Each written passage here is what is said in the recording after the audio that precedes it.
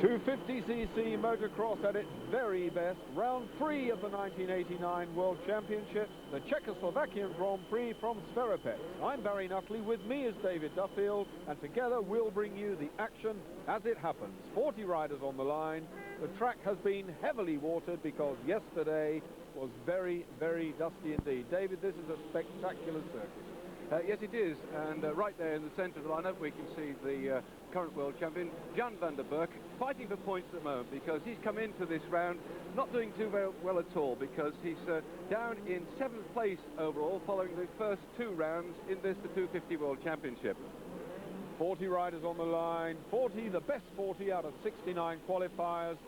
These made the cut, and there is nothing between them. They were lapping at a little over 2 minutes 15 seconds in practice this morning. A very, very quick and spectacular circuit. The gate drops towards them. There's no way the riders can cheat. A Suzuki further along the line, as you see, nudging the gate. One rider left as they streak away across the very, very damp, sandy start, finish straight to the first climb. This is a steep one, and there's a spectacular crash. Oh, what a mix. 8, 9, 10 riders. David, what happened there? Well, one of them actually hit the banking going too far out. Barry came straight over to his left, and he's taken down about 10 riders, and one of them has gone right over the chestnut fencing into the crowd. Now, this is catastrophe, really. It's number 77 that's gone over the top there. Jean-Michel Bayle of France. Well, that is the current 125cc world champion who's moved up to 250cc, and he's gone right over the fencing. Well, I think somehow that is going to cause consternation for the riders now trying to complete their first lap, because there are still fallen riders on the track. But at the moment, taking advantage of that, Rodney Smith, the 3rd place man, number 3 there in last year's championship, on his Suzuki from the USA, has taken a lead, taking advantage of that terrible smash. Well, these 3 are still racing. I don't know if the race has been stopped or not. They're certainly going. Number 5 there, Jeremy Watley on the Suzuki in 2nd place. So Watley came through that melee without any particular problem. Rodney Smith, as you say, on the Suzuki from the USA, leading the race. Watley there in 2nd. 3rd place man, I can't quite see at this point, but these 3 are charging. There are 4 of them now, very, very close together. Rodney Smith, Watley there in 2nd, on the downhill drop, jumping high and long on the Suzukis. And Suzukis do seem to be the machine to be reckoned with now in 250cc motocross. Kawasaki and Honda seem to have slipped away, but the Suzukis really are the bikes. And it does seem that the 250cc is what it's all about. It seems to be the most fiercely contested. And there's the red flag, David. There's the red flag. Smith has completed 1 lap, and the race is stopped, so we shall be having a restart. So that's bad luck for Watley. He was well placed. But yes, it's not at all surprising, though, Barry, when you think about it, because there was still wreckage all over the track, and they could have problems when they came through. But bad luck for Watley, because he would be very keen, I think, to add to his point score. He came into this round with 56 points behind Michel Panton, who had 60 points. So Watley would like to stay just in that position, as would Smith as well, because Rodney Smith is lying 7th in the World Championship at the moment, and there's a few people there waving their fists. I don't think they like that at all, but the officials now, oh, it looks like we're going to have an action replay, Barry. Now this is going to be something we can really watch to see what happened. Here they go. Well, you made a fairly astute observation the first time. You said that one of the riders drifted wide. It does seem to me that they all have to go wide on that left-hander. The speed alone carries them wide, and they take the outside line, and they're all bunching up. You're quite right, towards that right-hand side of the fence, and up through the ropes and over the post. Yes, because the amazing is, actually, Barry, one rider just coming down like that. They're all moving left now, and I think they've got enough power. It's a very steep slope, isn't it? And so they're all cascading down, losing power, and it's just blocking the whole of the track, isn't it? And there's a Honda heading for the chestnut paling in the bottom right of the picture. It looked to me as though one rider there jumped completely over the fence, almost into the spectators. And yes, indeed. And yes, you can see there the wrong side of the fence as a competitor. The other's just lying on the track. I don't really know who it was caused that, but it certainly was interesting, and that is very, very fast indeed on that section of the course. Yes, going down there, there's Roland Diepol on the right-hand side of the screen, dropping his bike, trying to get another run at it, I think, right now. There's quite a lot of consternation there, and the chap who's gone right over the top, I do think it was the ex-125 world champion who's gone over. We'll have to wait and see if he comes out that mess, but there's no way they can restart on the hill in this state at all. There's Rob Herring, by the way, top left of the picture. Rob's in trouble as well, the Great Britain rider, who after round 1 was in fact lying 2nd in the World Championship. And look at the bike sliding down. That just gives you some idea how steep this slope is, and of course how much they're sliding down with unable to get a grip. The number 8 Yamaha there, just out of the picture, was Julian Rawson. That's the Englishman. So Rawson was in the middle of that lot as well. Now I wonder if he makes the restart. Rawson was certainly very, very late in getting his bike back up, but here we are back on the line. Number 1 there, John Vandenberg, and I think it's interesting, David, at this moment in time, we just ought to tell the viewers that the number plate indicates their position in the World Championship last year. So, of course, the reigning world champion, John Vandenberg, number 1. Next to him, Rodney Smith, who finished 3rd. Watley's carrying 5. He was 5th. He's hoping to improve on that and was leading after the first round. And of course some of the big numbers are those who've made their way through into the round today. They started the season way back in Switzerland in the terrible rain with 100 competitors fighting their way through to the final 40. Just to give you some idea of the level of competition that the 250cc has attracted this year. They say, Barry, not a good run for Honda at the moment. They would be likely to score some points. They're not in the top 10 at all. Dominating at the moment with Suzuki in 1st and 2nd place, Yamaha in 3rd and 4th, and KTM Brock Glover in 5th place. So he's the lone man there on the KTM, really getting amongst the Japanese who are dominating the top 10 places in the World Championship. Now round 3. Well, everyone is ready to start. There are no empty places on that start line. They're all back on the line for the restart of leg 1. A full 40 minutes racing ahead of them after that shake-up, and they've gone wide again, but everybody, with the exception of 1 or 2, through safely this time. But that is a tremendously steep climb. A little steeper, would you say, David, than our own Hawkstone Hill back here in the UK? Yes, it is. And I know many of the British viewers will know Hawkstone very well indeed, but of course they get a longer run at it, as Joachim Hansen from Sweden on his Kawasaki goes back down the hill, number 68. So it's quite familiar to British viewers, this type of steep climb. But of course at Hawkstone, there seems to be a longer run. They're much better to go. That sharp left-hander causes trouble. But now the field's sorting itself out, and those riders at the back, as we said, 40 of them started, got a tremendous gap to make up now. And look who's taken the lead. John Vandenberg has gone straight into the lead. Well, that is, I think, something he's been looking for. There he goes.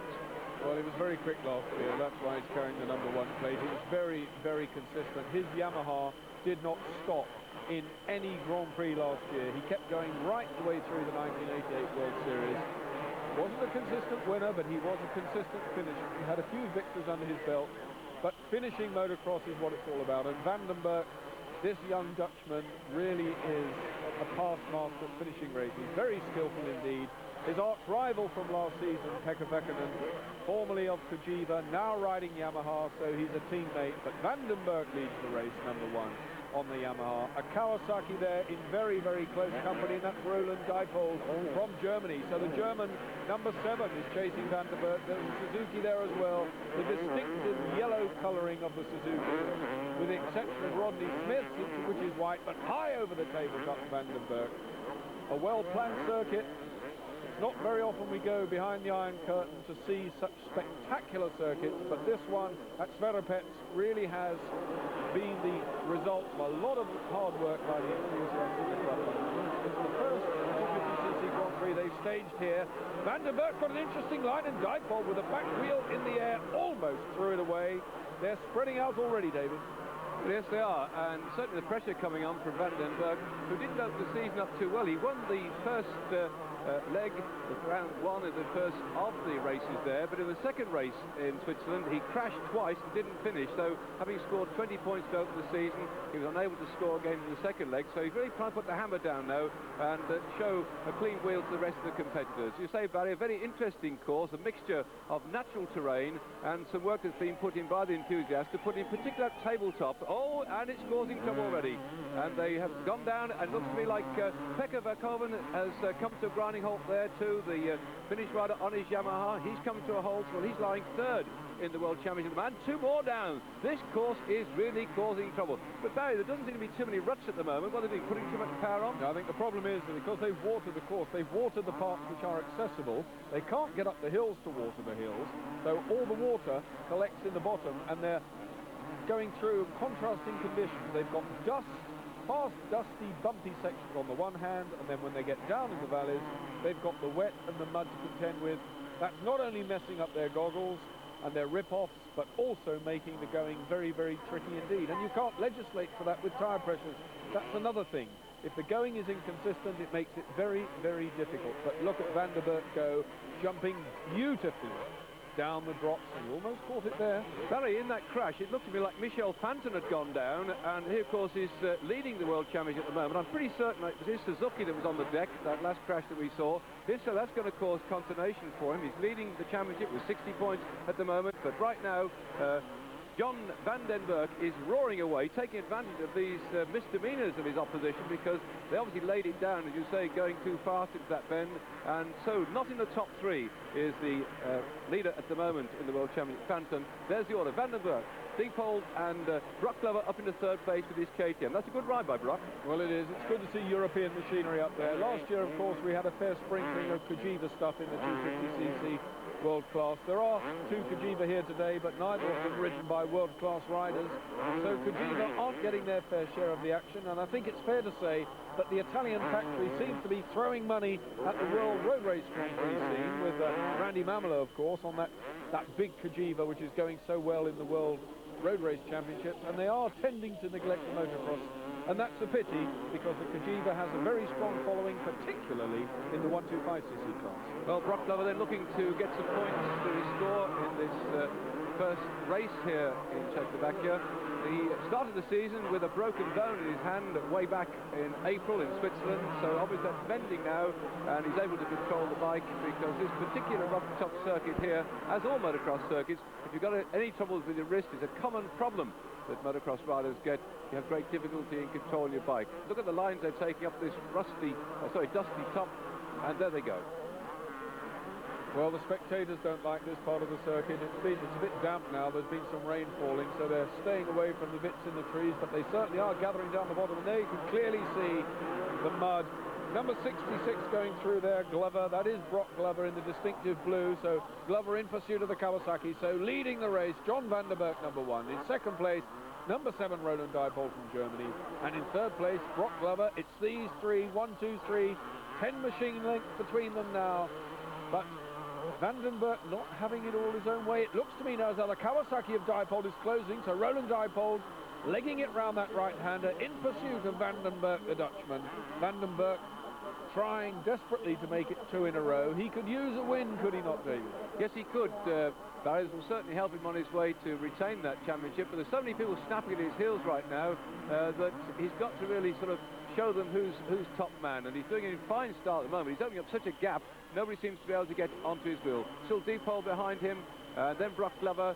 Over the top, there's fourth, and that number 4 that looked like Jan van Doorn up into 4th place. We'll have to check and wait that because he went out of our view rather quickly. But this is 1, 2 and 3 having a little battle all their own, with the rest of the field, remember 40 started, spread all over this course. Vandenberg, Mr. Consistent, Mr. Reliable.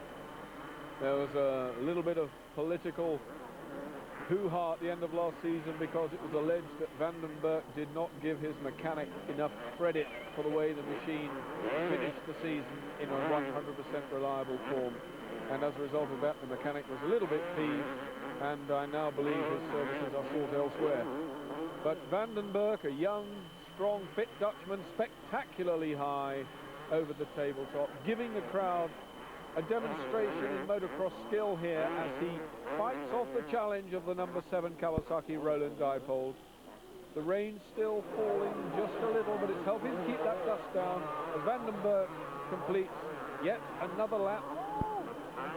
Well, the gap is considerable, isn't it, Barry? We can see now how far he's gone into the lead, and barring accidents, there's no reason he shouldn't win this first race today. Look at the gap there. We've seen what 4 riders go through, an enormous gap now opening up, and there's no way I think these chaps are going to catch them. As they zoom up over the top, well, I think that might have been Rob Herring, if my eyes didn't deceive me, as he went up over the top there, but the gap, I don't think they're going to find themselves closing up on those leading foursomes. Well, the English interest, or the British interest, shall I say, in this race focuses around the number 5 Suzuki of Jeremy Watley, which is well up there with the leaders. Number 11, Rob Herring, has got quite a bit of work to do, and of course Julian Rawson, who was tangled up in that first pile-up at the start, has retired from this race. So Julian Rawson, unable to cope with it. He must have taken a knock. That's a pity for him. It's a long way to come from Leighton Buzzard all the way to Czechoslovakia to be knocked out by a fall in the first leg. So Julian Rawson's day is over, or certainly his first race is over. The battle at the front now raging because the Kawasaki appears from where I'm sitting to have gone ahead. And there's Diepol, number 7, Roland Diepol from West Germany on the Kawasaki. There's Vandenberg. We missed that, David. That was all going on while I was chattering away. Diepol has taken the lead. And he's looking a bit wild, a bit ragged, but he's pulling away now from Vandenberg. Yes, I think probably he's put the pressure on because Vandenberg looked quite comfortable. There's Brock Glover just going around the corner now, and number 4 behind. Yes, it is Rob Herring. I'm sure that's Herring now moving up. Sorry, no, it isn't. It's Jan van Doorn still in 1, 2, 3, 4th place it is, yes. So it's Jan van Doorn coming up behind into 4th place. But I think, yes, you're right, Barry. He's throwing his bike about, isn't he, in careless abandon. And something coming out the back. Has he gone into the tapes? There's something wrapped around his back wheel by the looks of it. Yeah, he picked up the tapes. He ran a bit wild at the top of the hill. He's getting carried away with it. This isn't the first time that Diepol has led a Grand Prix, but he looks rather like a schoolboy motocrosser leading a British Championship round, the way he's getting carried away with it. The crowd urging everybody on. But Diepol is certainly going quick. And in 4th place it is Gert-Jan van Doorn, as you say, on another Suzuki. So Van Doorn, a Kujiva rider last year, now on Suzuki. Here's Jan van Doorn, almost threw it away. It's coming off the top of that table top. As they get the back wheel down, there's a very sharp edge to it, isn't it? Normally these things are sloped on the descent. There's a sharp edge there. It nearly tipped him right over the top of the handlebars. It shows the level of control these riders have to take. And if you go very quickly indeed, how easy it is to make a mistake and lose ground. Well, I'm surprised at Diepol, the way he's stretching out now. There we have the top 5. Diepol leading, Vandenberg in 2nd, Brock Glover in 3rd, Gert-Jan van Doorn in 4th, and Ferrarini from Italy. That's a good placing for him on the Yamaha in 5th place. So Ferrarini going well, number 75. He could do with a good result.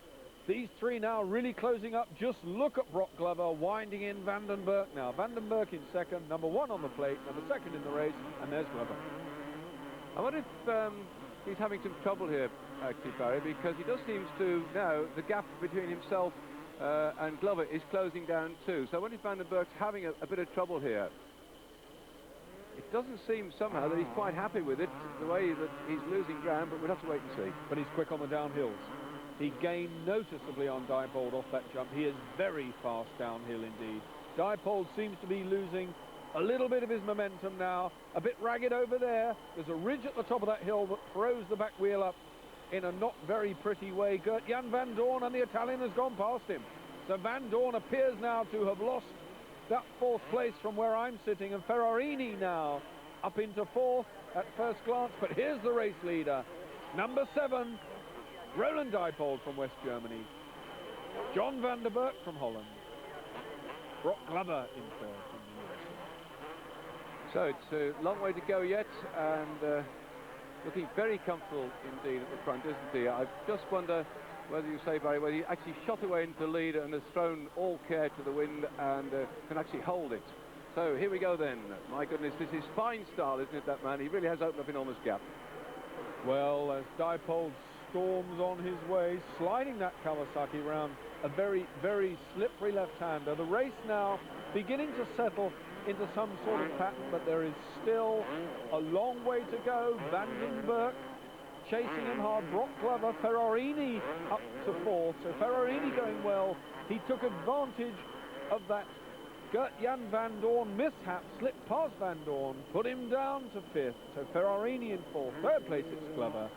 2nd place it's Vandenberg. The race leader, Diepol, well into the race.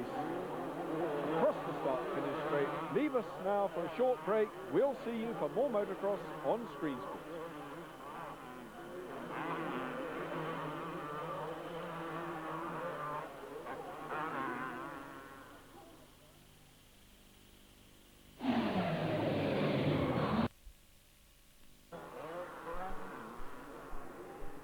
Welcome back, just over the halfway stage of leg 1 of the 250cc World Championship round in Czechoslovakia, the 1989 Czech Grand Prix from Sverepec, and our race leader on the Kawasaki, Roland Diepol, number 7. In 2nd place, John Vandenberg, who's really fought his way round. He led the race.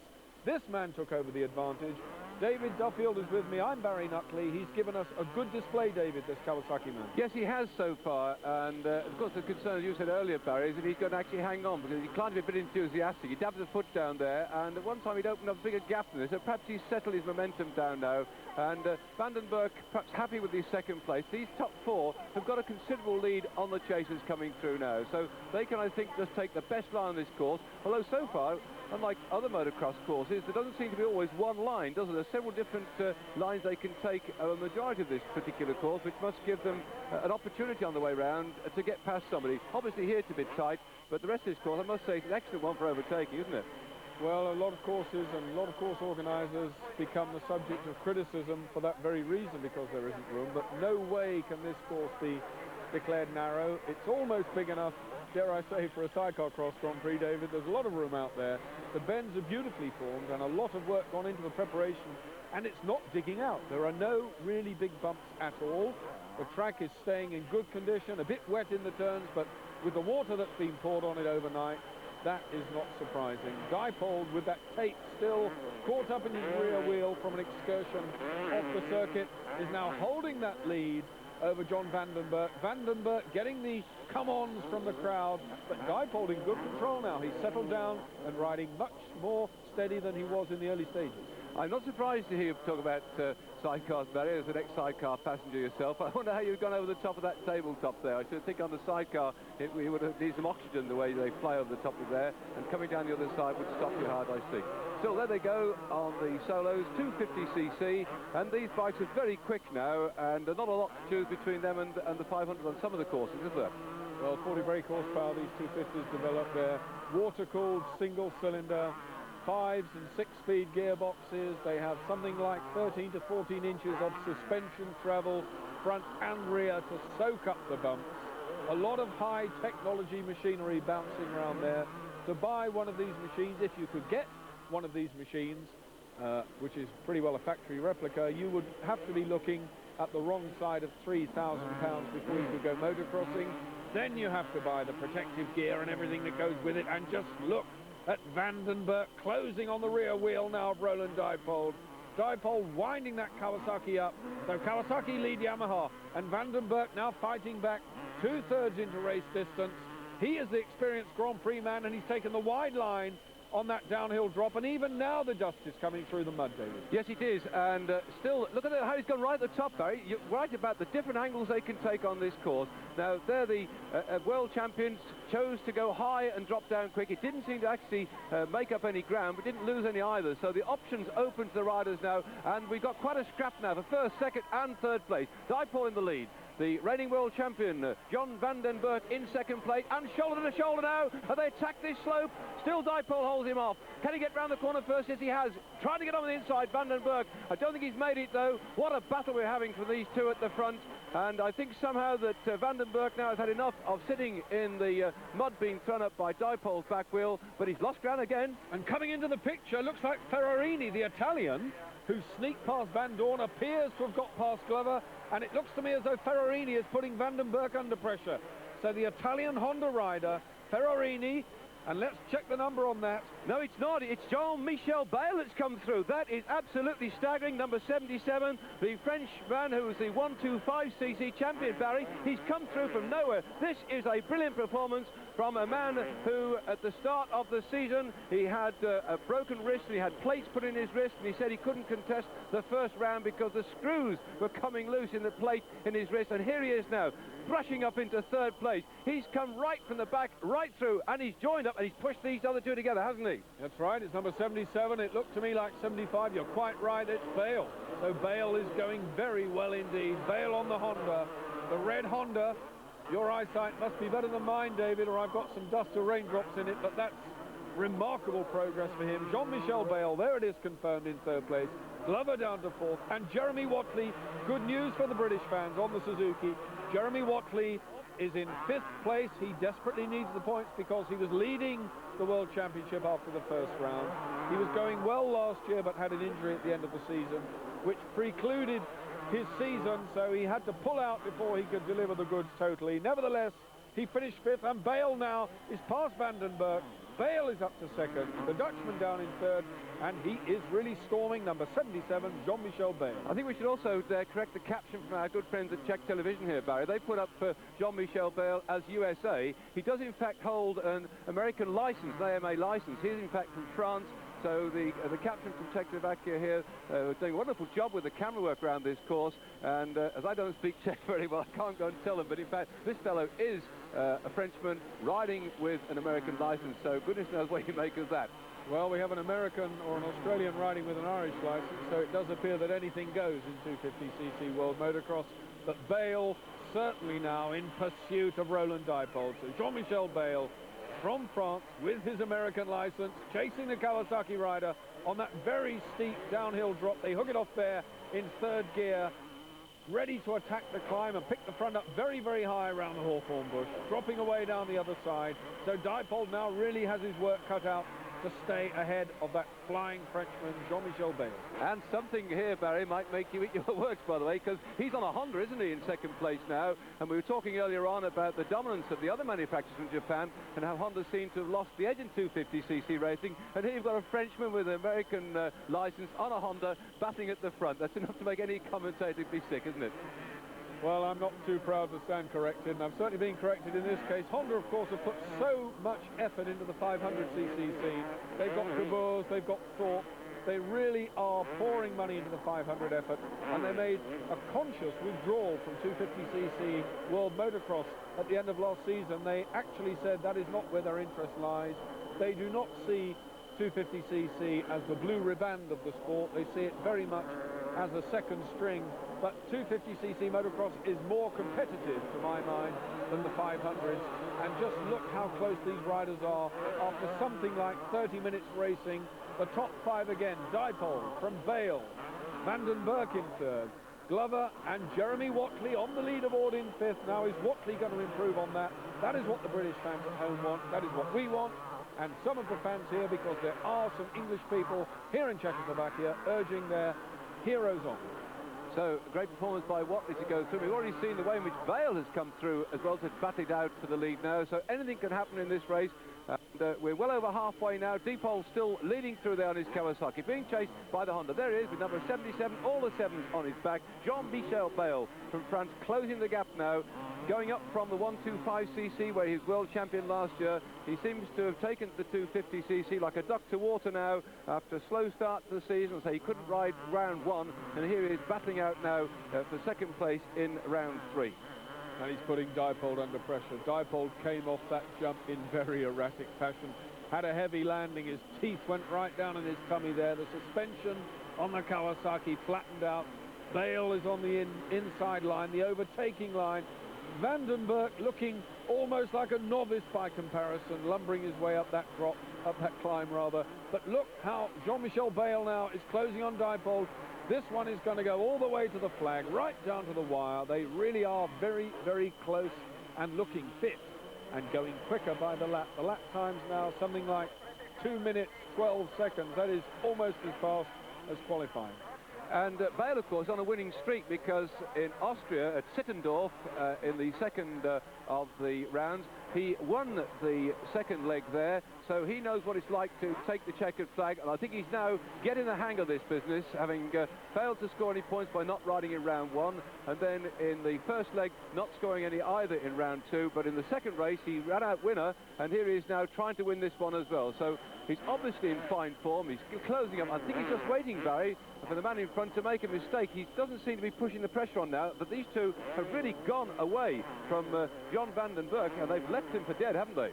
Well, for Diepol, it's a relatively new experience to be leading a Grand Prix for this long. He has had some good results this season, but it's not true to form that he's out there. Bayle is a consistent winner, as you say, 125cc world champion. He knows what it's all about to be up the front. Now he's devoted his attention to the 250s and going really quickly. I think Roland Diepol will be the one to crack, and Bayle could well come through. And look at the gap they pulled out now over Vandenberg. Brock Glover still, and there's Jeremy Watley. Jeremy Watley going over the skyline. The very steep climbs and descents here in Czechoslovakia. The first two have stretched out something like 25 meters. over the third place man, and Jeremy Watley in the bottom of the picture there, closing on Glover. So can Watley get through to 4th? We'll have to wait and see what he does there, because these two at the front, they're having their own little private battle. Everybody changing places further on down, because Herring's also making his way up through the field as well. That's good news for the friends back at home to see the British boys begin to go well. They opened the season in fine style. They were first and second out there in Switzerland, but now they have got to say goodbye to these two at the front. I don't see anybody closing the gap that they've got. We're getting in towards the last quarter of this race now, and the gap is so significant. I think this looks like first and second, but I still don't know which way it's going to be. As in the lead then, on his Honda, Bayle now has gone through there. That is Bayle in the lead, and he's opened up quite a gap. We were looking for Watley, and we've just taken our eye off the race at the front, and Bayle's gone into the lead, Barry. That must really say to Diepol he's got to do something about going after him now. He hung back for a bit, he's gone straight through, and Diepol now is losing ground. Just to remind you, the point scoring in Grand Prix Motocross, 20 points for a win, 17 for second, 15, and then it goes all the way down to 1 point for 15th place. So the top 15 score, Jean-Michel Bayle on his way now to 20 points, unless some misfortune befalls him, but he's looking very polished, very good, and stretching out that lead. Jeremy Watley still sitting there. So Jeremy Watley, too, is going to be in for a bag full of points if he keeps going, and he needs it, because Watley could well end up coming away from this leading the World Championship again, which is what he would dearly love to do. He has not won the World Championship. He's finished 4th, he's finished 5th, and he would very much like to be 250cc world champion. Well, of course, he had so many troubles at Sittendorf when he actually crashed and was rendered unconscious, but got back on his bike to finish in 7th place in the second race there. And he got caught in an enormous pileup in the first race at Sittendorf as well. So he's had more than his fair share of troubles as Watley in round 2. So here in round 3, he'll be very keen to score some points, as you say, Barry. Well, I have the watch running, but in my excitement I forgot to turn it off, David, so next time I'll get it going and see if I can get some idea of what the lap times are, but they are circulating. I would imagine they will be doing something like 18 or 19 laps over the 40-minute period, and rest assured that they will be storming all the way. There are 2 laps to do after 40 minutes. That's when the 2-lap board goes out, so we could well see a 21-lap race. And we're seeing little battles of 2 men dotted all the way around the course, because there goes our leader, and looking over his shoulder, oh, this is one of the lap riders. I'm certain I saw Bayle go past somebody who slowed right down. It is a lap rider, because there is Diepol in 2nd place, and the lap rider's pulled over to give him a good clear run at this climb. But I don't think he's going to catch up with Bayle now, because Bayle really has opened up an enormous gap. What a tremendous piece of bike riding by Jean-Michel Bayle on his Honda from France. And he's left the rest now way, way behind, and they're splattered all over this course, and they're beginning to catch some of the tail-enders too. And the quality of this field, though, I mean, just to get into the 40 to start, Barry, that is something which we've been having all the preliminary heats as well. There we have the confirmation at the moment. Jean-Michel Bayle from France on his Honda in 1st place, then Diepol in 2nd, confirms what we can see on the track, and Watley's still back there at the moment in 5th place. It is indeed 5th, but there's the race leader, Jean-Michel Bayle, out on his own. There the tape's down. Now maybe he's going to have another go and see if he can catch some more up in his rear wheel. Roland Diepol there, number 7 from Germany, still with tape fluttering around in his wheel. Bayle, the race leader, appears now to have this one very comfortably sewn up. He'll be pleased. His Honda bosses will almost certainly be pleased, because when Eric Gabors won the 1987 250cc World Championship and came away, Honda said that is their 250cc effort over from a factory point of view, and they are not putting their efforts in. As I say, it's all going the 500 way. That is where they see the investment. So the lap riders now causing a bit of trouble, but not too much. This circuit being so wide, there's plenty of room, as we've observed earlier. There's not usually in some of the motocross courses, such a deep rut that there's only one line round the course, and at the moment they can certainly overtake the tail-enders. We saw one there following Bayle over the top, and there goes the 2nd place man Diepol, so they're having no trouble going past the slower men. Jean-Michel Bayle taking his time now, almost cruising, dare I say, but he's certainly not coming under any pressure. He's come through from the back and ridden a very, very consistent race. The crowd have enjoyed it. They've really acknowledged his efforts. Vandenberg, and there Brock Glover nearly threw it away. Glover really is riding all over the place at the moment. That's quite a slip-up for him because he's only got to cruise in there. He looked really that he could just hold his place, but he lost complete control. This course must be more tiring, actually, Barry. I know it's all uphill and downhill when there isn't the usual mud to contend with, but it must be tiring the riders now. It's very fast. There are some big climbs, as you can see. There are some big drops, and those fast jumps really take some effort. You have to hold on to the bike. I mean, let's face it, there's no way you can let go when you're 20 feet up in the air and motoring. So Diepol on his way up then, and I'm sure they'll be thankful when they see the checkered flag because it's really punishing out there. The suspension working overtime at the speed they're motoring at now, and he's trying to pick a much smoother line. Notice the way Diepol went out against the grass to try and find a smoother line down there to stop the battering he's getting. There he is in second place, the red Honda way out in front, and that's the man in the lead, number 77.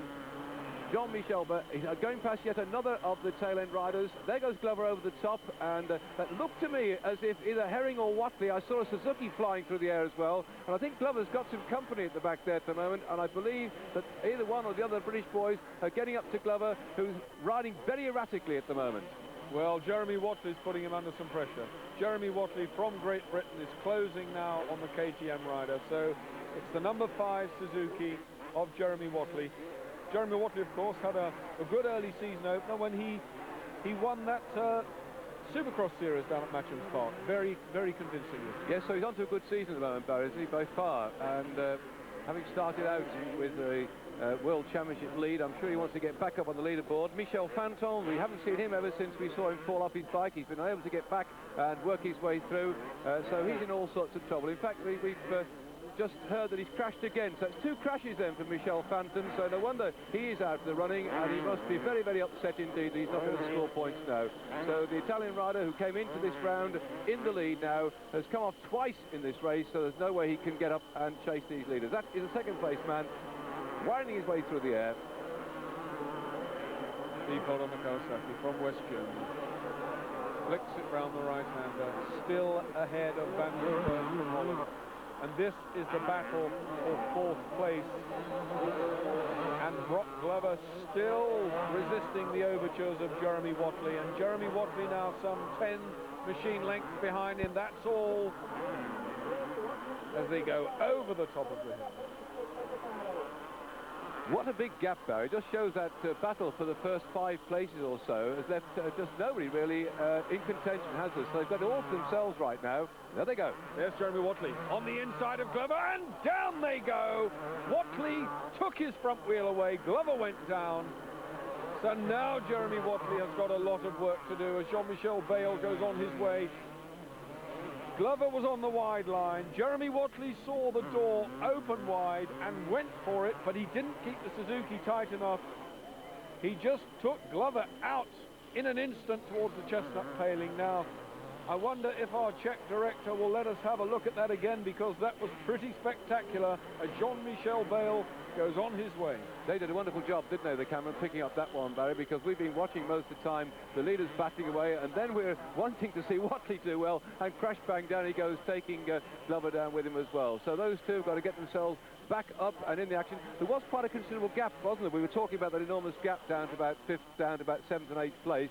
So there may be a chance for him to get back on his bike and not lose too many points in the process.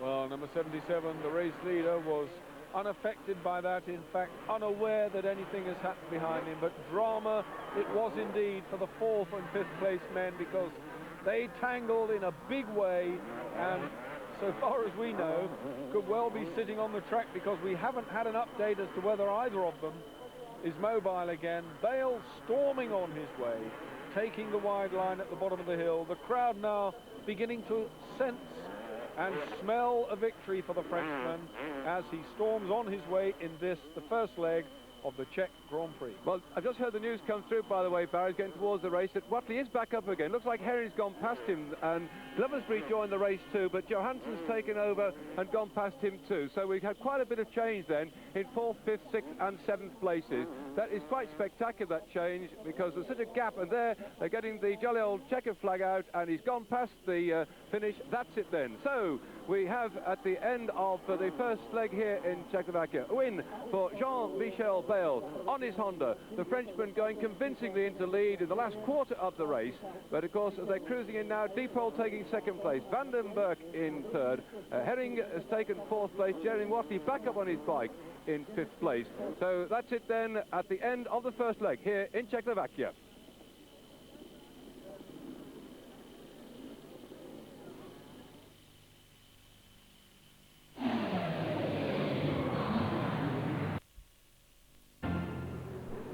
Welcome back to Sverepec in Czechoslovakia for round 3 in the 1989 World 250cc Motocross Championship, the Czech Grand Prix.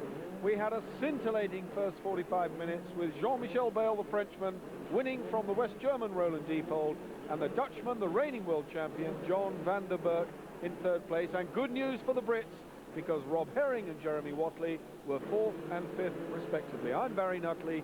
David Duffield is with me. David, that was some action in leg 1. Yes, it was, and I think all congratulations to Rob Herring for his 7th place, because he had problems with his front brake as well, so he did extremely well, I think, to finish in 4th place, and let's see if the Brits can do any better this time. So the line-up then, those 40 riders against the gate, and the sun has come out now, Barry. They've already had the trouble before of watering the track, and I rather think that this might make it a bit dusty on parts of the course, because the sun is now beating down these riders. And what a pleasant sight it is, very colourful sight too, as the riders are on the track ready to get underway. And in the first race, of course, we saw that enormous crash as they went up on that sharp left-hander, and many of these riders now will, I think, have some apprehension about going up there. Certainly Jeremy Watley is not too happy with this course. He crashed twice in practice, and of course in that last race he thumped into Brock Grummer too. So oops, 1 and 2 trying to get a fast start, and there they go, underway, and that sharp left-hander ahead of them, and up the big steep hill. Are they going to make it this time after that first race problems? And they swung wide, but they all... Oh, there is a faller. We've got one down, and the rest of the field have managed to bar one to go past him. So one rider fell there. We can't pick him up from this distance, but certainly one man down, and they're stringing out now much closer than in the first race as they string round the left-hander, then the sharp right-hander. Still anybody's race, and in the lead, it looks to me a bit like a Suzuki rider, Barry. Well, there are certainly Suzuki's down there, the distinctive yellow outfits of the Team Suzuki in the top 6, but everybody's safely around that bit. Jeremy Watley picked up 13 points for his first race efforts, and he needs to do slightly better than that. But a Suzuki, as you say, definitely up there with the leading bunch. Number 11, Rob Herring in the lead. Rob Herring leads from, is it Jean-Michel Bayle there on the Honda in second, but Rob Herring storming away to a first race lead. So this is good news for the British fans and for the British viewers. And of course for Rob Herring himself, a remarkably talented rider based in Northampton, did most of his early riding, spent his formative years in South Africa. Rob Herring, as quick as anybody on the circuit, provided he stays on the machine, but has earned a reputation over the last 2 seasons for throwing the bike away in style, but very, very fast nonetheless. There's Jean-Michel Bayle, number 77. So the Frenchman, and is that Herring's teammate Watley in third? It's certainly a Suzuki man. We'll pick him up as soon as we can, but look at Rob Herring now, leading the second leg of the 1989 Czechoslovakian Motocross Grand Prix, in search of much-needed world points. And up there just going to the sky, Jan van Doorn as well. He made a good start in the previous round and then went out of sight, dropped back into 8th, so he's desperate to get some points this time through as well. And the riders then still closely packed together, the battle going on at the front, Van Doorn trying to make his way up. Bayle this time made a better start too, chasing after Herring. So we've got a change on the leaderboard this time in the way that Bayle has shot very close to the front. That's the red bike dropping down in second place.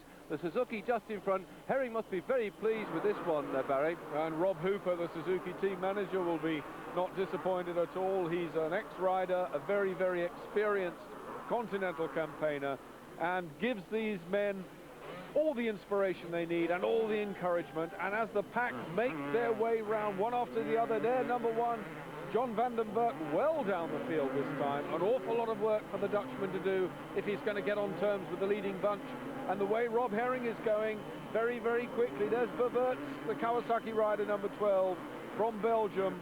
But look at Rob Herring now, stretching out 20 machine lengths lead over the second place man, Jean-Michel Bayle. Still waiting to identify that third place Suzuki, David. Diepol's in there at the moment as well. It does spot him having a go in there. And there we are, that's confirmation coming through then. Herring from Bayle. Bayle, they say on the Suzuki. Oh, bang, oh, that's Herring, is he gone? The riders are coming down all over the place. Herring and Diepol. Yes, it is. I thought Diepol had gone through, and he's come down. They're slowing the riders. What a shame for Herring. He looked so good at the front. He's gone down with Diepol. They were close together, and they're waving the yellow flags, warning the riders to get clear. Diepol looks like he's in trouble. He's the other side of the tapes. He's on his hands and knees. They're pushing his bike out of the way, and he looks extremely winded at the moment. Now you can see how these riders break bones, Barry, because many of them do throughout the season have an injury, and he looks like he's in trouble. They're going to get the first aid across to him now, getting his bike out of the way, and he does look very hurt indeed. Looks to me as though he collected a handlebar in the stomach. He's a bit second-hand, that's for sure. Winded, he's shaking his head. What he's really saying is just, get away from me. I just want to get my breath back. I got the stuffing knocked out of me that time. Rob Herring did it again. Never mind, the fish, as he's known, tangled with Diepol, brought them both down. And the interesting situation as that happened, David, I was looking at number 76, Manaf Barda from Italy on the Suzuki. Now that's good news for him if he's managed to hold that position, because he should now be in second. And it looks to me as though Barda, the Italian, is in second behind Jean-Michel Bayle. Here's the race leader. Now let's get the second place man's number, if our Czech director will hold the frame long enough for us to have a look. And there goes the second place man into the picture now. That is Barda, so that's the Italian. And also Jeremy Watley well up there. And I think Jan van Doorn is probably in third place too, as they're tending to the injured Diepol. The race goes on. Certainly Jan van Doorn has made his way up into the top three as well. So we've got a lot of changes going on there out on the course right now. And so out of the action then is Diepol. Herring has restarted. He's right at the back of the field now, and he's working his way through, but he's got a lot of work to do. As we're looking there at Barda, the Italian on his Suzuki, he looks very comfortable, doesn't he, Barry? He does, but breathing down his neck there, Jan van Doorn, Sir Gert Jan van Doorn, the fellow Suzuki rider, is there. Third and fourth. There's the fifth place man, that's Brock Glover in fourth, I beg your pardon. There's Jean-Michel Bayle, number 77. Glover is up there in the first four, so there are two Suzukis between this man, Bayle, and Glover. Here's the first of them, there's the second, and Glover right with them. Brock Glover on the KTM now. He is riding remarkably well, a good performer, but of course he had that mishap in leg one with Jeremy Watley. And no sign at the moment of the current reigning world champion, Jan Vandenberg, who is not doing so well this time. He started out in fine form in the first race, dropped back into third place after leading, and this man setting a hot pace at the front. He rode so convincingly in race one. I don't think at the moment these others are going to catch him. The battle then is going to be for second, third, fourth and fifth place the way that he's riding. Bayle is surely on an absolute winning streak if he can keep this up, Barry. He won the second race in the two heats in Sittendorf. He came here and he won the first one we've already seen today, and here he is now at the front looking absolutely magnificent.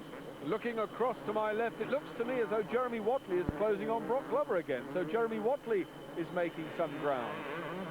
So we've got lots of action at the back. This man at the front has really got the thing stitched up. Look at that enormous gap. It's so easy now, I think, for him to stay in there. There is Van Doorn in second place. So he's past the Italian. The Italian down to third. Glover now having a bid. And the Suzuki there behind Glover. I'm not sure, but it does look as though it's the number 5 Suzuki of Jeremy Watley. There is Gert-Jan van Doorn now, up into second place, Van Doorn. Jean-Michel Bayle, the Italian, Barden, number 76, Manus Barda in third. Bayle goes through. Waiting for Van Doorn. There's Van Doorn. I put the clock on that one, Barry. There's a good 6 seconds gap, so that's quite comfortable on a course like this, isn't it? Certainly is. It's a good gap, and he's pacing himself very, very well, the young Frenchman, stretching out that lead. The battle now is really all about what's going to happen for second, third, fourth and fifth places, because Jeremy Watley is in there behind Brock Glover. Here is the race leader, having won the first one from behind so convincingly. that immaculately prepared Honda storming on its way. Jean-Michel Bayle from France. Yes, you've just come to join us in this programme, and you see the USA coming up there. That, as we mentioned in race 1, was because he does hold an American Motorcycle Association racing licence, and so that's why our Czech director here is putting up his USA. He is a Frenchman, so apologies, the entente cordiale. They talk about a special relationship between nations. Well, here we've got this Frenchman with an American racing licence, causing all sorts of confusion this side of the Iron Curtain. But look at the crowd out there to watch a superb race here, the third round in the 250cc Grand Prix series this year. And there he is, the leader.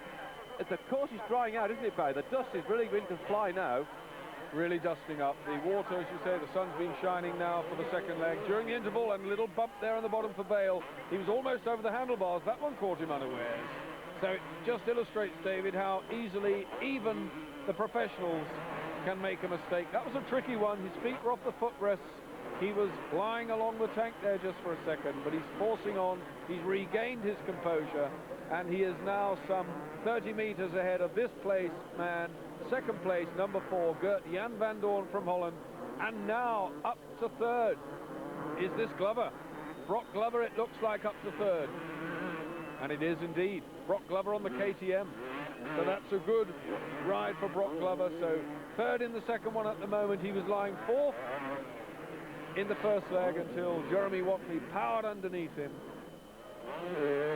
I bet he's feeling a bit sore, actually, after that crash in that first race, and he really came down like a box of tricks, and having broken a bone in his hand in the early part of the season, and rode the first race at Switzerland with a great deal of pain, a broken bone in that hand. Brock Glover now mended somewhat, but he must have been winded by that crash. There goes the flying Frenchman rocketing through the air, and he really has got a tremendous gap, second place behind him, and they're still, they're going back to this crash. This is when it happened. There's Herring standing on the side. We hoped that they'd replay it, and bang, crash goes Diepol down. He's jolly lucky, by the way, not to be thumped there, because finding a way through was Michel Fanton, who crashed twice in the first of the races here. He found a way to go through, and the rest of the riders clearing them. I must say that was a superb piece of bike riding by Michel Fanton, wasn't it, to go straight between them, Barry? Oh, he's very experienced. He's been on the 250cc scene many years and knows his way around the Grand Prix circuits, and the reactions of these riders are lightning quick. They have to be fast to avoid exactly that sort of situation, and no one wants to run over a fellow competitor, and Diepol had his head tucked between his knees, and at the end of the day I think all he collected for his trouble was a punch in the tummy from the handlebar. But he's up and on his feet as Jean-Michel Bayle storms on his way now, stretching out that lead from Jan van Doorn. Number 4, Kajiba last year, Suzuki this year, looking superbly in control of the Japanese machinery, as is Jean-Michel Bayle, looking ever so much as though he's on his way for a double win. He's not putting many feet wrong, that's for sure. Streaking downhill, Jean-Michel Bayle on the Honda. Nobody else in it now.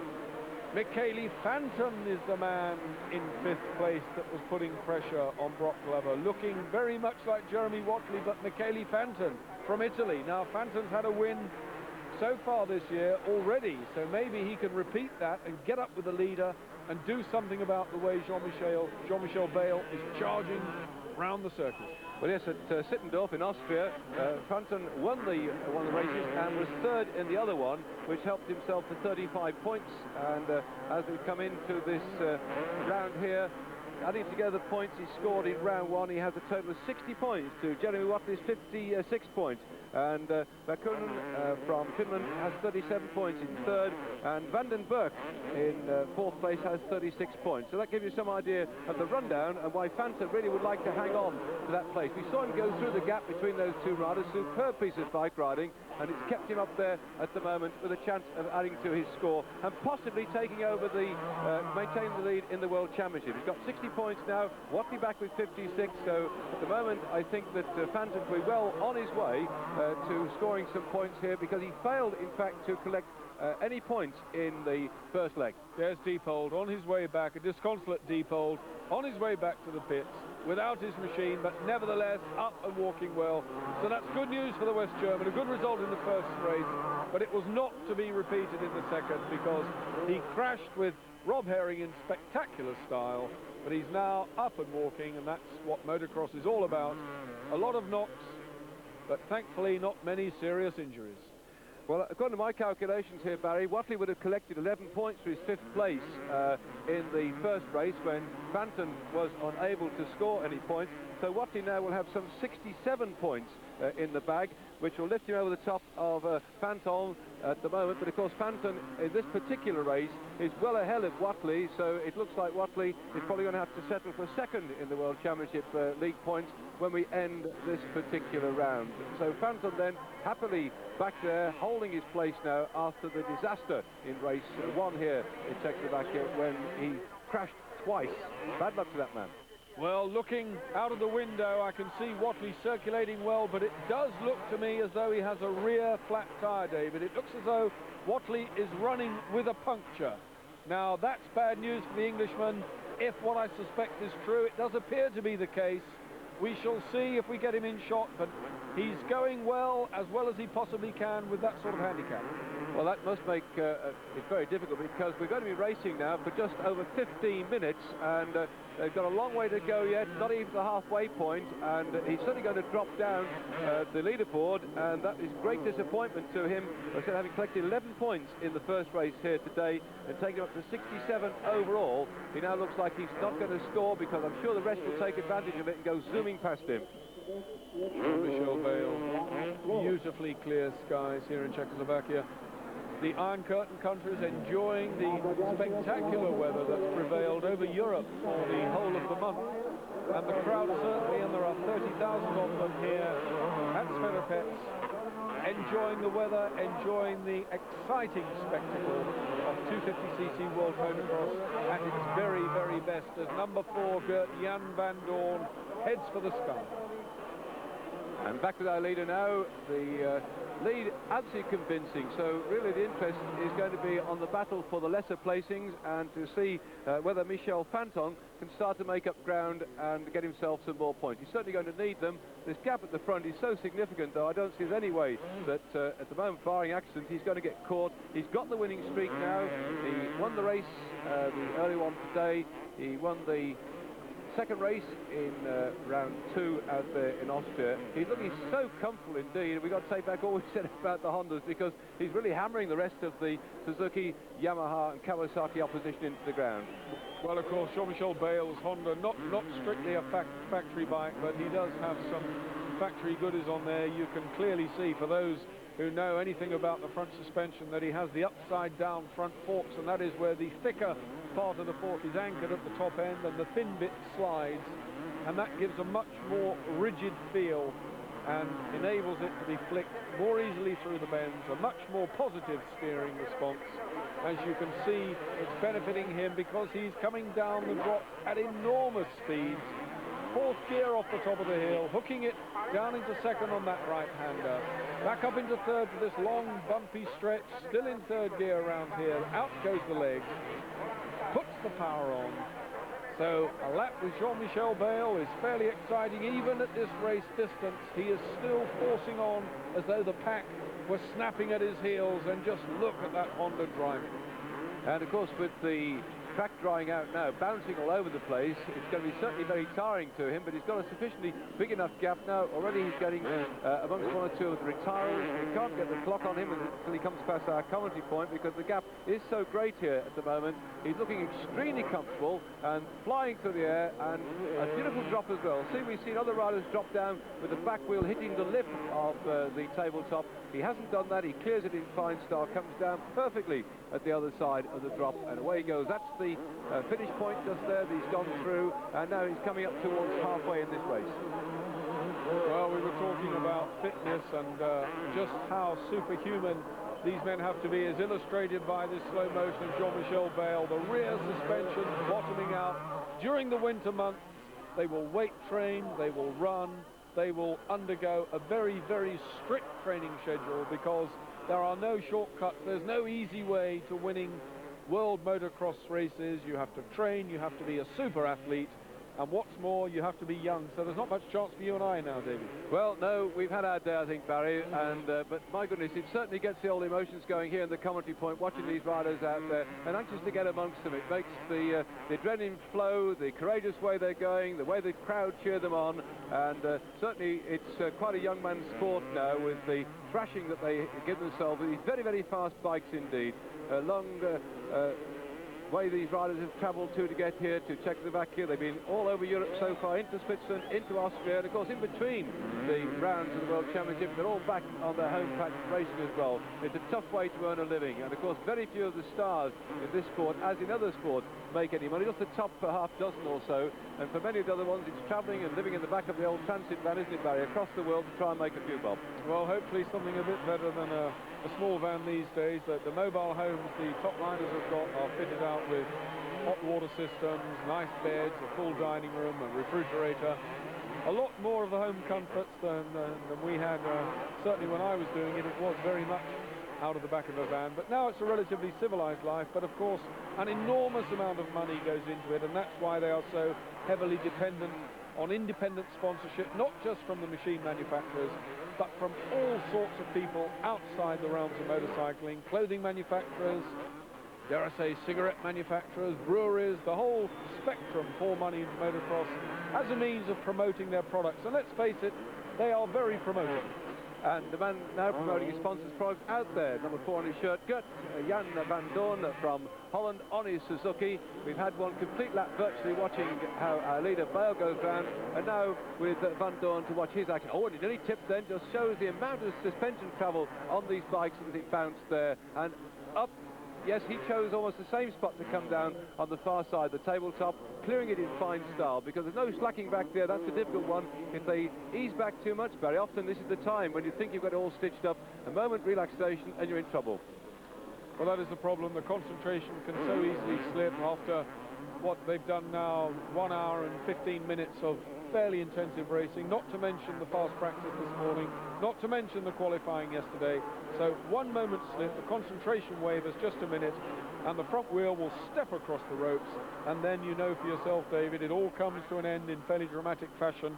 But just about halfway now through leg 2 of this, we still have our leader, number 77, Jean-Michel Bayle. In second place, it's number 4, Jan van Doorn, and Brock Glover going well in third on the KTM. But Jean-Michel Bayle treating the Czechoslovakian crowds to a display in world-class 250cc motocross. The Honda really going very, very well indeed. Nothing can trouble Bayle now unless some mechanical problem or befalls him, or possibly a tumble, but he's looking very polished, and I don't think anyone is going to go past this flying Frenchman here today at Sverepec. We're about to take a short break.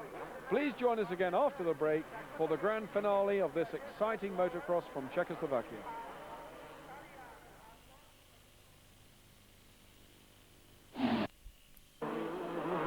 When we left you, it was Jean-Michel Bayle from France leading the second, and there on the track Jeremy Watley, number 5, the British rider Jeremy Watley, and he is not moving an inch. So Watley was running with a flat tyre. It looks as though, and that looks quite serious from where we are, Jeremy Watley not moving, the marshals endeavouring, and he is absolutely out cold.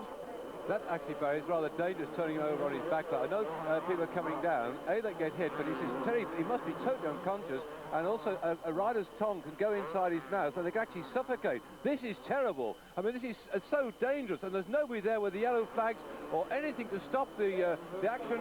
It's on a part of the track where there's nobody, and there's no marshal. This is outstanding because his bike isn't there, and nobody's told anybody about it. This is extremely... There is a man with the yellow flag. He's hardly slowing anybody down. Watley is in all sorts of trouble. See how twisted he is? This could be very dangerous. Apart from the crash he's had, if he might suffocate, my goodness, this is absolutely heart-stopping. And now, finally, and only now, some people venturing onto the circuit to try and do something for the stricken British rider. Now, this is desperate news. They must get that man off and away from the circuit, get his helmet off, and they are literally dragging him bodily off the circuit. I've never seen such inexperienced first aid. Well, it isn't first aid because there's no one there who knows anything at all about administering first aid. And Jeremy Watley's legs just aren't moving at all. Now, this looks very, very grim indeed. It must have been riding with that puncture as we're back with our leader, Jean-Michel Bayle. But we are certainly very subdued about the Jeremy Watley situation because he wasn't looking at all happy there. We haven't seen any movement at all from the English rider. And we are obviously very concerned as to his welfare. Jean-Michel Bayle now going on his way, number 77. The race, of course, will continue. We are well into it now. Almost 30 minutes gone. 25 minutes certainly as Jean-Michel Bayle goes on his way. But if we get news of Jeremy Watley and his condition, then obviously I'll bring it to you before the end of the race. Jean-Michel Bayle, number 77, leading the race. But Watley was unconscious. There was no sign of the machine at all. So the Suzuki must have cartwheeled off into the undergrowth, and there the first aid people treating Jeremy Watley from Great Britain, number 5, but still no movement from those feet. He must have collected a very severe bang on the head. Jean-Michel Bayle, number 77, on his way, and I didn't see what happened there. It happened out of camera shot. It happened out of sight of the commentary position. You're probably right, Barry, about the slow puncture he's been suffering with. He must have come down and lost complete control because no other bike was involved in that. He was on the downside of the slope too. He must come over the top, and then as he came down, lost complete control of his machine and gone over the handlebars, I suppose, because to knock yourself unconscious like that, you'd have to really thump your head against something, and he certainly hadn't collided with anything out on the track. There was no sign of anything that he must have run into. So there we are with our leader, the Frenchman on his Honda, unconcerned about what's going on behind. He wouldn't know, but he would be concerned if he knew about it, because all these riders are great friends, although when they get in there, the hustle and bustle of the racing means that it's elbows out and everybody tries to get past everybody else. They have great concern when they get crashes and when their friends are injured, and nobody likes to see a rider hobbling around on crutches or being rushed off to hospital on a stretcher. But I'm sure the word will go around the crowd now about Jeremy Watley. He's a very popular character indeed, isn't he? Particularly back at home. I'm sure our fans are absolutely staggered at that. Yes, he is. He's one of the brighter lights in British motocross and has done a great deal for the sport. He's a tremendous ambassador, a lively personality. He's a man who is not afraid to speak his mind and be very forceful on certain issues, both on and off the track, specialising more recently in the Supercross, the stadium type cross, but not specialising in very much at the moment. Poor Jeremy Watley being treated there by the first aid people. Our Czech director keeps cutting back to that shot, but it is one of great concern to us, and I'm sure the English viewers at home, they seem to be totally at a loss as to how to cope with someone who isn't moving, and that's very, very difficult. It does raise, David, a very interesting point of view. The safety angle is of paramount importance for these riders, and I'm quite sure if they realised that there were no safety precautions, or apparently nobody at the track capable of dealing with an injury, it might raise the question as to whether they want to compete in the first place. Well, yes, that's totally true, Ray, but I think one of the problems with this track, as with many motocross tracks, is when they go up and down the hillside like they're doing here, and the riders come to grief in the midst of two parts of the track, one can't get across very easily with the stretchers, and I think you need a four-wheel type of ambulance to get out there to where Watley is at the moment, because he's in between two sections of the course. So getting first aid to him is very difficult indeed, and the Executive Acting's done a wonderful job here with this track, but getting the messages through on the radio to come across with the first aid, they've really got a problem on their hands with the thick wood. At long last they've got a stretcher there, and they haven't actually strapped his legs together, so he hasn't broken his legs. That's quite a common sight, with strapped legs together with a broken bone, so it must have been that he's either been knocked unconscious or he's winded. There they are, they're just checking these legs are okay, and he will be carted off. They've got his helmet off as well, thank goodness for that. More people coming to look after him. And what a great disappointment, because there he was going into the round today in second place with 56 points. He got himself an extra 11 points in the first race today, and now he's been carted off on the stretcher, leaving, I should think, Michel Fanton with every chance of maintaining his lead in the World Championship. Fanton, who failed to score in the first race here today, is now in there and battling on for third place, although he's having his work cut out at the moment to stay ahead of Jan Vandenberg on his Yamaha, and Glover's still going strong despite the crash he had in the first race. So we've had a lot of action today, and my goodness, how these riders earn the money. We're talking about the facilities they have now with these lovely motorhomes and how it's changed over the years, but they do put themselves out, they put their bodies at risk, don't they, Barry, and they're still out there entertaining this massive crowd. Well, when you consider the number of motocross meetings that go on, not just across Europe, but in Great Britain as well, each weekend, the number of injuries are remarkably few.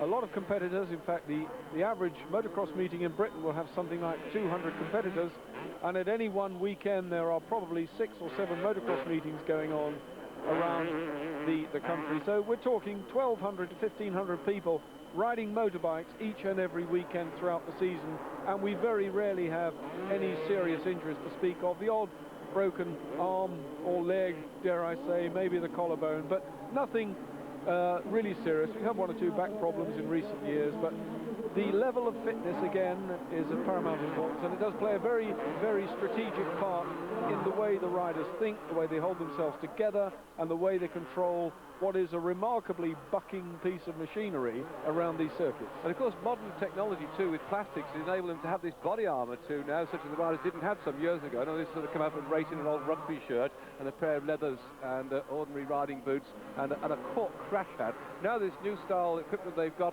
lightweight body armour to protect them. So the riders then well protected from falls, but of course you get a nasty bang on your head. Even these crash hats here, you can suffer concussion. That seems to what's happened to Jeremy Watley. I still have a pair of those riding breeches and a cork crash hat at home, David, so I'll bring it down for you next time. It's Jean-Michel Bayle storming on his way now, unaware, as you say, of what's gone on behind him, but comfortable in the knowledge that he has a very, very secure lead. His paddock crew will be giving him the board, which I would imagine says something like Bayle 23 seconds, because that is the sort of gap he has up on the second place man. He really is storming away now, and in the background we can hear the wail of the ambulance hooter on its way to transport Jeremy Watley away from the circuit, or in fact the ambulance, surely the ambulance isn't going on the circuit when the race goes on, it's crossed over. Well, that's the point I was saying, Barry, about the difficulties with the zigzag course of the motocross of getting ambulances to where the riders are when they're zigzagging up and down the course. They've had to go across the course, and they're in the start area now, and we can just see them afar from our commentary point, but we've got a better view here on our monitor, the commentary point, of the action there with the ambulance which has worked its way through at long last. So they'll be rushing off to hospital now, because in some of the other sports, motorsport, for instance, they have helicopters to get them off to hospital. But you say normally they aren't that serious, are they, with all the body armour? And today, though, with a very fast course, the hard surface has been drying out. They're going extremely quickly indeed. And if you just joined us, the misfortune then for Watley, because undoubtedly the news we had earlier on about his slow puncture in the back tyre must have caused handling problems on that weekend. Certainly looked like that. I'll be interested to talk to Jeremy later on if he's up and about, and we can have a conversation just to see exactly what the problem was. But he too, I would imagine, would be interested to see the video rerun of that. If anybody caught that with a video camera, just to see exactly what threw him off, but he certainly came off in dramatic fashion. Jean-Michel Bayle, the rear chain of his Honda, whipping up and down and powering on, rear disc brakes on these bikes, well on his way now to leg 2 of the 1989 Czechoslovakian 250cc Motocross Grand Prix from Sverepec in Czechoslovakia. A very, very big crowd here have been treated to some spectacular motocross, not sadly from their own countrymen, because we do have 2 Czechs who qualified through, but they've done little or nothing in the proceedings. One of them is currently languishing in 14th place, and if he keeps going he might just pick up a point in this, the second leg, and he's been lapped already by number 77. This man, the race leader, Jean-Michel Bayle from France, on the Honda, and he's ridden that Honda through to a brilliant first race win, and he's riding it through to what looks more and more like a very convincing overall. That will earn him 40 points and will do no harm at all to his World Championship standings. I saw a banner out there, by the way. Looks like we've got some Finnish supporters here. Pekka Vekkonen, they got a banner out saying Pekka Pekka, and undoubtedly he's working his way through the field as well. We didn't see him up there in the top half dozen or so in race 1. He was in fact 10th on race 1, so that gave his supporters something to cheer about. But he's working his way through the field now, and he's battling it out there, moving up towards Vandenberg. So we're getting quite a change behind the leader, who is so far away that the rest of the field sort themselves out, having their own little internal battles to see what is going on. And certainly then the Finnish rider, who's got his own supporters team here, I think will be giving them something to cheer about. But still staying out with the leader. They battle them behind. We've got still in second place Gert van Doorn in second place, but the battle coming up from behind, and this man I don't think he's going to get caught. Look out, he's lapping the other riders again. He must have been past 3 or 4 so far, hasn't he, Barry? And there he goes past number 73, and that's Turci from Italy. Another of the riders who fought his way through the ups, and down goes one. Is that Glover? I don't know. Somebody's dropped a bike there, but he's out of action. He certainly came down with a bang, didn't he? It was certainly Glover-type livery. Whether, in fact, it was Brock Glover on the KTM, we shall see shortly, but it was a blue machine. Number 76 there, sideline. That's Barda from Italy, who was going very well in the early stages. He's now a spectator, chooses to keep his hat on, and I'm not surprised the way these machines are throwing themselves around. Number 64, Craig Dack from Australia. Now, Craig Dack, the Yamaha rider who's competing on an Irish license. So Craig Dack circulating quite well, but not very well up the leaderboard. In fact, looking down 1, 2, 3, 4, he is not in a point-scoring position, Craig Dack. He was the man who rode in Supercross earlier this year and had his machine trampled all over, but he's now on the 250cc European scene, but not in a point-scoring position, Craig Dack, and neither did he score points in the first race. So he has quite a lot to do to get his racing speed up to Grand Prix standard, and anything like this man's Jean-Michel Bayle. So he's showing us how it should be done. He's being overtaking a lot of the tail-enders now, and they are really star riders, the people he's overtaking, but they reckon there's another one up in front of him as well. He's cleaving his way through the field, and really the trouble is, Barry, of course, look at, he's got 3 men in front of him, one of them slowing down. Fortunately, there's enough space on this track to overtake, but if he's clipped the wrong line coming up on one of these riders who dropped his bike, then that could soon put him out of contention. So he must be very careful here, but he's still got to put all the power on up the slope and down and round, so he can pick his way between these 2 riders in front. Look at the contrast in style and the speed. He went straight over. He missed out the centre of the camel jump then, where his 2 men in front went up and down. That was brilliant riding, wasn't it? He's still on the pace, very much on the pace, and that takes some doing after 40 minutes of racing, or 35 minutes, whatever he's done.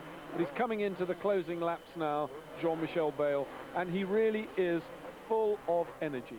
And he's just overtaken the Russian rider, Morozov, on a Yamaha, so this certainly is a League of Nations. We don't often see the Russians or Czechoslovakian riders come over this side of the Iron Curtain, but he's working his way through them now and showing another one of the riders saying, come on through, on your way, sunshine, and he's let him come through, and look at the difference in the speed. Remember, all the rest of them are still trying because they've got personal pride at stake. They're not just saying, oh, well, we'll relax now and wait for these final half dozen minutes or so towards the end, because they're coming very close towards the end of this race now, and he's treating us to some spectacular style. The crowd loving every minute of these experts riding, and they can contrast it sharply with the other competitors as he overtakes them. This is absolutely superb riding. Remember, he won the first race here today. He won in Austria, one of the races there. He didn't score in the opening round in Switzerland, and so Bayle, I think, is going to be a force to reckon with, and Jon Vandenberg, the reigning world champion, who's battling on now to try and hang on to 4th place, has really got his work cut out this year. And David, number 77 there, Jean-Michel Bayle, is coming up to lap Britain's Rob Herring. Now, number 11 Herring is just in front of Bayle. Herring, of course, was going well, leading the race in the early stages, but tumbled and fell, and now he is going to have to be ignominious in defeat, because he will be lapped very, very shortly by Jean-Michel Bayle. And Verkonen is certainly working his way up too. He's got up into 4th place too, so we're having some trouble too with Fanton, who's had a rear wheel puncture. So what a change we're getting on the leaderboard now, as poor Herring, who had that crash, he must be, according to my lap charts, he's somewhere around about 20th place, I think, Barry, so he's hanging on in there, but I don't think he's going to get himself up into points points which go down to 15th at all. So time ticking by, and this wonderful, stylish Frenchman then giving the crowd something to shout about, and he's picking off one or two of the riders who've had the misfortune to drop the bikes. Herring particularly showing courage, I think, to continue riding. Well, Rob Herring, young, fit, full of determination, and he has the ability to win Grand Prix. He's already won convincingly British Championship rounds in 250cc, fairly trounced the opposition, and he's even giving the 500 something to think about riding his 250 in British motocross. So Rob Herring has the talent, there's no doubt about that, but he will have his day. He's a little bit young, dare I say, to really have the experience and the head that some of these people have, and he's now been lapped. He's just taking the turn there to give you some idea of how quickly Bayle is going in the closing stages of this race after nearly 80 minutes of World Championship motocross on an extremely demanding Czechoslovakian track. All nature of terrain. We've got bumps, we've got steep hills, steep drops, dust, we've had mud, wet sections, it's been dusty, we've had sun, just about all the elements, all the extremes of the conditions, and Bayle has coped remarkably well. I also noticed him then, Barry, taking his hands off the handlebars and waving to the crowd. I know that he's spotted somebody he knows. He's got time now, not only to give a super demonstration here, but actually to do some styling. He just took a hand off the handlebar to wave to somebody. The crowd are waving him on as well. Even though it's virtually wire to wire he's leading this race through, still he's giving them something here which I'm sure the experts in the crowd will be learning a trick every time through. It looks so smooth, doesn't it? As with all, look at this, he's waving to the crowd as he goes through. This is absolutely phenomenal. But Barry, surely if he just does that a bit wrong, he can come off and we'll have all sorts of problems. Well, he's really demonstrating the type of skill that's carried him through to one superb win already, and this now looks to me as though he's on his last lap. A convincing display. David, the results. Well, there he is. Yes, that checkered flag goes out. And it's a wheelie then for Jean-Michel Bayle in first place. And coming over the top of the hill, I can see Gert Jan van Doorn is certainly going to take second. And in third place, after a fine ride through the field, Pekka Verkonen. So that is first, second and third. And quick check down on the point score as we total up the World Championship positions show at the moment, in fact, that Jem Watley still is in the lead with 67 points, and John Vandenberg has 64 in second place. Jean-Michel Bayle moves into third. The news about Jeremy Watley is good. He's up and on his feet. That's good news for the British fans. And from Barry Nutley and David Duffield, goodbye from Sverepec and World Championship Motocross.